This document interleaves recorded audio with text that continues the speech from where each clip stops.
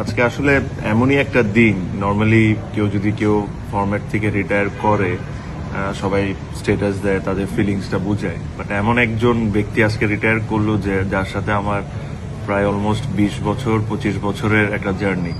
তো একটা স্ট্যাটাসে আসলে আমি এটা মানুষকে বুঝাতে পারতাম না যে আমার ফিলিংসটা তার প্রতি কি, বা আমার এখন কি কেমন মনে হচ্ছে। তো আপনারা জানেন সবাই যে মুশফিক কিছুক্ষণ আগেই ওডিআই ফরম্যাট থেকে রিটায়ার করেছে।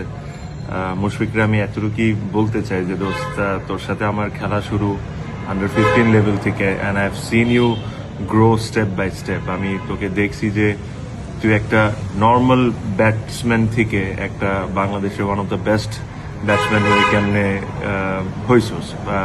অনেক মানুষ হয়তোবা আপনারা ওর হার্ডওয়ার্কটা দেখার সুযোগ হয় নাই, যেহেতু আমরা ওদের সাথে একসাথে খেলি। আমি দেখেছি যে একটা ছেলে কতটা কষ্ট করতে পারে, মানে একটা মানুষের পক্ষে যতটা কষ্ট করা সম্ভব আমার কাছে মনে হয় যে সে সবই করেছে, এখনো করে যায়। আমরা এটা নিয়ে অনেক সময় হাসাহাসিও করি যে একটা মানুষ এত কষ্ট করে কেন, বাট তার ডেডিকেশন, তার খেলার প্রতি ভালোবাসা, ইট ইজ ইমেন্স। এটা আমি কথায় কোনোদিন কাউকে বুঝাতে পারবো না।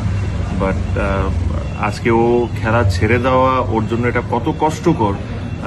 আমি যেহেতু ওর খুব কাছের একজন ফ্রেন্ড, তা আমি এই জিনিসটা ফিল করতে পারি যে it is so hard for him. But whatever you have achieved, my friend, it has been phenomenal. Whatever you have done as a captain, as a player for Bangladesh, this will be remembered for years and years and years to come.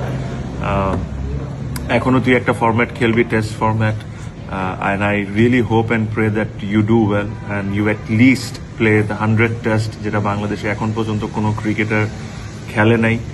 So আমি এটা আশা করবো যদি 100তম test অবশ্যই খেলবি।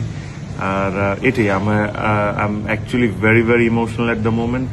I can feel what you can feel, but Bangladesh will miss you, this is for sure. Whatever you have done for the country, this will be remembered for number of years to come.